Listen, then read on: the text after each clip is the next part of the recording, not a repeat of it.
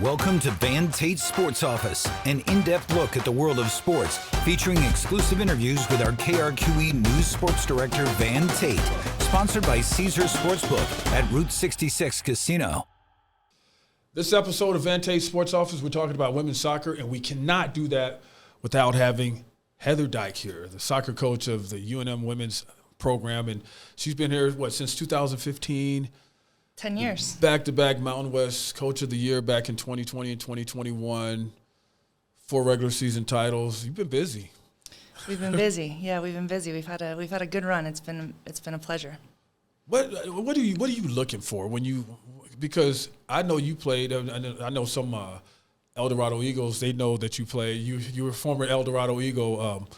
What are you looking for when you're looking for players? I mean, is there, because you know how people say they got to have that dog in them. What are you looking for? Yeah, I mean, any player, any sport that has a dog in them, you want, we all want people that have a little bit of that grit.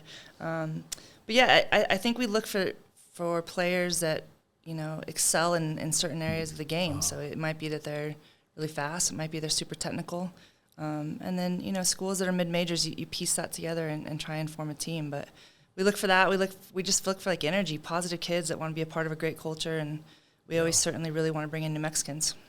Do you still feel young enough where you can get out there when you have something to really show them? Like you can get out there and show them, physically show them, play with them, or do you still do any of that? Pick and choose your moments, Pick and choose your moments. Yeah, come on, you're supposed to say, oh yeah. If you have a good one, then you just step back. That'll last for 4 years, So yeah, no, it's I feel really blessed that I get to be on the field every day. So you still have a little bit of a touch. I can hit one here and there, And it actually makes it easier to coach when you can do it, right? When you can actually show them. For sure. And just to be able to serve balls and be involved, and I mean I think that's an important piece of it for any coach. The last couple of seasons, this past season, give me your evaluation of your team, and I know you got some new players in November. What did you go get to change whatever's coming up this upcoming season? Yeah, I mean, I think as everybody knows, college sports is a crazy landscape right now. So yeah. it's probably more transactional than it has been ever in the past. I mean, it's kind of who do you have that season, and how do you go and find players that can fill holes. And the great part for our program is we haven't had a lot of kids transfer, so we have a lot of players that are 4-year players. But this past season, I think we started at one point, of our 11 starters, 9 were sophomores or freshmen. So we're young, but now that experience has to translate into kind of this fire to want to win. And I think that's what we're working on this spring, is how do we take that experience and roll that over into being back where we want to be. What has that been like, NIL and all that stuff when it comes to women's soccer? Because I know it hits football and basketball. That's where we're talking about the real big sways and movement. The whole team might go or whatever. What has that been like for you guys in women's soccer? Because it doesn't seem like it would be that much movement as opposed to football and basketball. Yeah, NIL it's going to impact all of it, and I think whatever trends in kind of the revenue producing sports, so basketball, football, it tends to drip into the other sports a couple seasons later. But if you look at kind of the big Power 5 programs in women's soccer, they're not retaining their players. They're leaving every season, and they're getting big NIL, and it's becoming just the same as all the football and basketball. So we see a lot of that. It's important that New Mexico continues to invest, and I think you see with the 505 Sports Venture and what they've done for men's basketball. Yeah. I mean, it matters, and so it is the nature of college sports, and it certainly affects soccer as well. So you need one of those fundraisers. When you say big NIL, that's a slogan you could use. Big NIL. Big NIL, yeah, big NIL. I mean, it is. And they'll know, hey, if I go to New Mexico, I'm getting paid. Yeah. I don't think that's what they're saying right now, but it would be great if that's what they thought. Yeah, if they came to New Mexico, they're going to get a paycheck, and that's what they're looking for now. What about, I keep having, this is my little dream about having a team just full of people with high character who just love the game. Yeah. Everybody gets the same check. Could that happen? I think that was called pre-NIL. Yeah, I think that same check was called a full. So don't even think of that's a pipe dream. We'll see. I candidly, I don't know how this sustains itself. I mean, I think you're starting to see this enormous separation, and even now there's talks about men's soccer, the ACC and the Big Ten going play semi-pro now and just breaking away from the NCAA. So it really is becoming amateur sports and amateur and professional, and I think that's okay. I mean, I think if there's schools that can afford to put tons of millions of dollars into these athletes, then let them go. But I personally think there's a huge value to education. I think there's a huge value to being a member of a team and committing to that team for a long period of time. And you know, you have to. There has to be a hybrid of the two, because I don't get to change the hand that we're dealt. But I do think that matters. I do think character matters. And every team that we've had, we don't play with that. You got to be a good person to be a member of our program. You know, when you were talking about men's soccer, it made me think about the men's soccer program that was here before it got cut. How it was a top program. You know, a couple of Final Fours, a championship game match berth, and when that went away. Did you notice more people? I mean, you guys have your own group of supporters, but did you notice anything in as far as people coming to you guys who may have been over just strictly men's soccer coming to support the women after that? Yeah, I mean, I think if you love the game, you love the game. But I think understandably people were upset, myself included. I mean, I grew up here. I watched those games. I was there when they were, you know, their Final Four runs, and watching Coach Fishbein and some of those players and the amount of players that went to go play pro, and that was brutal. That was brutal when that program was cut. So I think for a long time there was some hard feelings about it. There still is. Yeah. But we've tried really hard to make sure that the men's players still feel part of UNM, and bring them back to some of our alumni weekends and keep them included, and do everything that we can from our end. But hopefully if you love the game, you love the game, and you know, the men not being there isn't a reflection of the women. You said it was brutal. How about this? When it first happened, I actually lost sleep. I was so mad. Me too. Me too. Yeah. I was not a happy guy. No, me too. Me too. I mean, that's a historic program for our state. So it was on every level of it just really difficult. And it was good. Yeah, you're right, for the state. It was a good thing for the state. It was something that they were one of the tops. Nationally known for. Yeah. Yeah. Yeah. The conversation is just getting started. We have more on the other side. Do you feel like it's like you guys have to be a certain caliber to carry the torch of soccer as far as collegiate soccer here? Yeah, I mean, I don't think we find ourselves trying to be the men. I mean, and honestly, I don't think any program at UNM is trying to do what that men's soccer team did there for a couple of years. And it's different. I mean, I think men's soccer collegiately has like 150 programs. Mm-hmm. Women's soccer is 331. So if you talk about, you know, making a Sweet 16, like it's a rough road. It's a rough road, yeah. It's the number one rostered sport in the NCAA for women. So it's to be in that top group is hard, and I think, you know, for us, making the tournament is huge. So it's something that we want to do every year, and of course you hope you have a magical run like the men had, but I think for us, we're trying to set our own standard and represent the state the best we can. Speaking of standards, you have those Olympic connections. You still doing that? I know you were evaluating players or whatever you were doing back in the time. Tell us about that, like what you were actually doing. Yeah, no, I've in my career I've been fortunate enough to work quite a bit with U.S. Soccer. So I've been to a few Olympic Games, a few World Cups, Youth World Cups, Youth National Teams.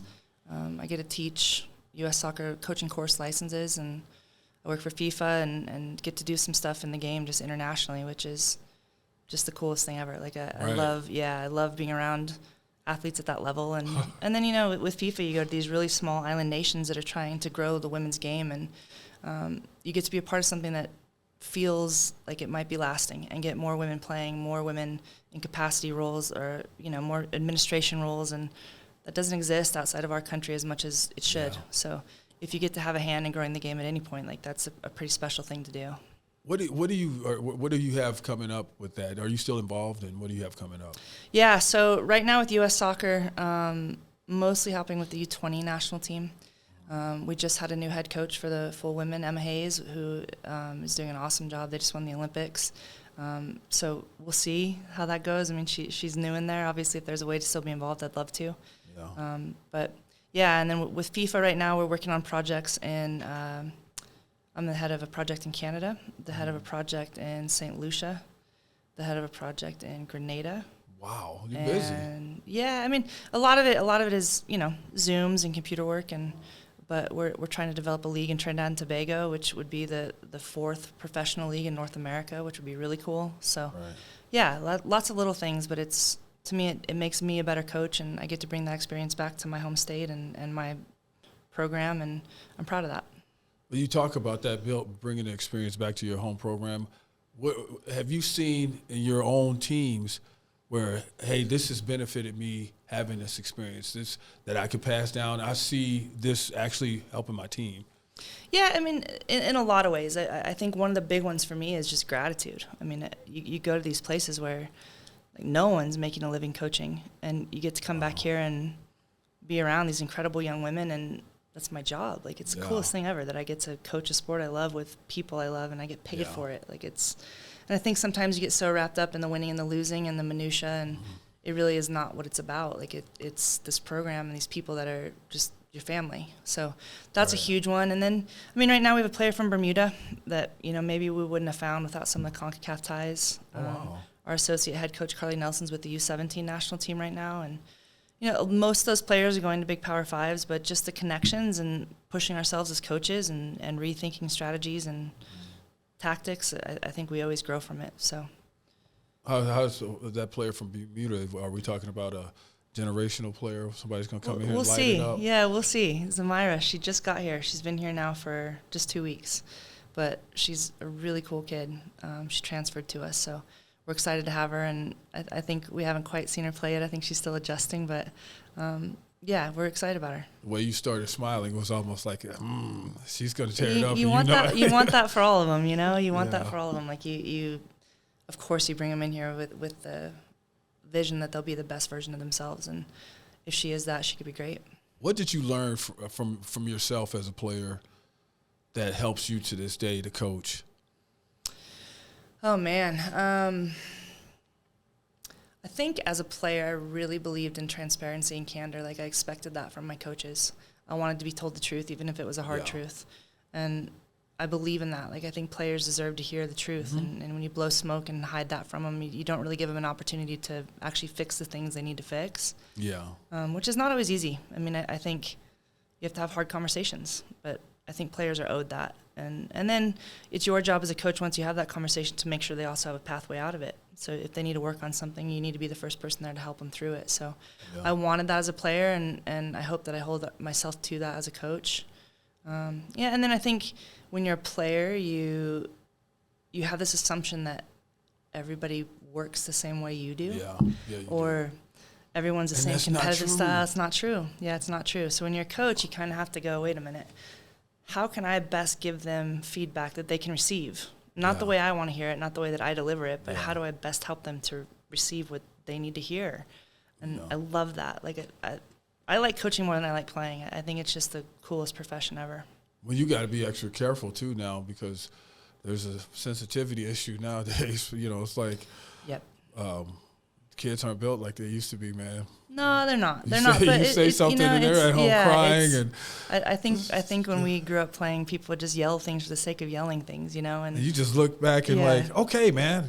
What are you even talking about? So that's the challenge, though, is how do you form a relationship with them where they can receive feedback that can be difficult to hear, and how do you give that in a way that it doesn't feel like you're being attacked, but that you have someone in your corner? No, there's no more yelling. There's no more yelling. Hey. Or not even yelling. Just tell them, you just being honest about something. Yeah, I've experienced it even in doing just the job. You could tell somebody, hey, you should probably change this up or whatever, and they'd be like, I'm just going to quit. I'm never going to be. And you go, wait, dude, what are you talking about? Yeah. Because it's different now. It is. There's a different level of resilience, I think, in some age groups. But these guys also have this really cool, I admire that they have the ability to express that things aren't going well. I mean, you look back at some of the abuse and some of the things that you look at in sports that people just hid because they were afraid to say anything about a coach or anything about an employer, and I appreciate that this generation. That is good. That is good. They call a spade, and they want to be treated. You're right about that. Way. They are very authentic now. They're very authentic. That is a good thing. Yeah. So it's find the good, right? Find the good. And then if you're going to be a coach, this is the generation. So it's not their job to adjust to me. It's our job to figure out ways that we can still hold our standards, but deliver it in a way that benefits them. And that changes all the time. Yeah, it does. With each generation, it does. Yeah. Stay with us.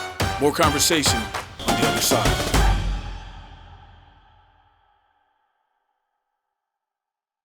We'll get back to the episode in a moment. Monica Wicki here, host of New Mexico Living. I wanted to let you know that this episode is sponsored by Route 66 Casino and Caesars Sportsbook. If you love sports and like having a little action on the game, Caesars Sportsbook is your go-to destination. For rewards and more info, go to Route66Casino.com. Now back to the episode. Well, have you put together your final schedule? Do you have teams on there that you like, or is there going to be some exciting teams coming through here, or what? Yeah, no, I mean, the past few years we've been able to bring Pac-12, well, the former Pac-12. I don't even know what those Big Ten, whatever they are now. But we've been able to bring like University of Washington here. This past season, University of Oregon came and played us. But we consistently have Power Fours come. Texas Tech has come. They've been an Elite Eight team the past few years. So we try really hard to make sure that those teams come play here. We want to play the best. I mean, we don't want to shy away from it. So this season we go play Oregon and Oregon State at their home fields, which will be a huge challenge. Texas Tech is coming this spring. We consistently, we want to bring the best here to New Mexico, and we've had a great record against them. We beat Oregon this year. We beat Washington last time they played here. We tied Texas Tech last time they were here. I mean, our team consistently battles those groups, so it's fun. Yeah, and I mean, and I'm sure like your players really get up for those games. You know, I'm sure they get up for all of them, but I'm just saying that when the team comes in and they're supposedly the big dog, it's time to go. Nothing to lose in those games, you know. There's no pressure, and that's when you really get to see kind of players play free, which in any sport is what you want. Just like be the best version of yourself, you know. Right. Yeah. How does that help you to peg a player for like down the road in a postseason or something like that? You know that particular player is going to be there because that's how they play when the big teams come in. Yeah, I mean, when the lights are the brightest is when the stars shine, you know? I mean, it's you want players to go into those situations and win, lose, or draw. They're up for it. And when you see that side of an athlete, like you know they're going to show up in a conference game. You know they're going to show up in these moments of kind of heated battles. And sometimes it takes a little bit of time to develop that, especially in college. But yeah, when you see that, you know you have a player that you can count on and kind of give them some leadership roles, and it's fun to see. Local players, how hard is it to retain local players? Because they have like good local players here, and I always tell people when I'm at like the high school girls, their soccer matches compared to the guys are kind of like they're just chill, but the girls, man, it's like Gladiator. Yeah. They really are into it. I'm not saying that the guys aren't. Yeah. But it's different with the girls, man. Am I not right about that? You're right. And candidly, I don't go to a lot of the guys' games. Yeah. But I totally agree with you about the women and the girls here in the state. And I think part of that is there's some really good high school coaches and programs, and the players love playing for them. So there's this big rivalry all over the state. And they dig in. You see man. it. They show up. Yeah. And it's the same thing. Like we have some really good youth programs here and great coaches. And personally, I think New Mexico is kind of an underrated state, but that's okay with me. If players aren't getting taken out of our state, then we'll take them, you know. So I think every season we start 3-4 New Mexicans, probably more than any other program. We have quite a few of those that have gone to play pro, and I mean, I'm proud of that. I want the best New Mexicans to wear New Mexico on their chest and stay here and play for their home state.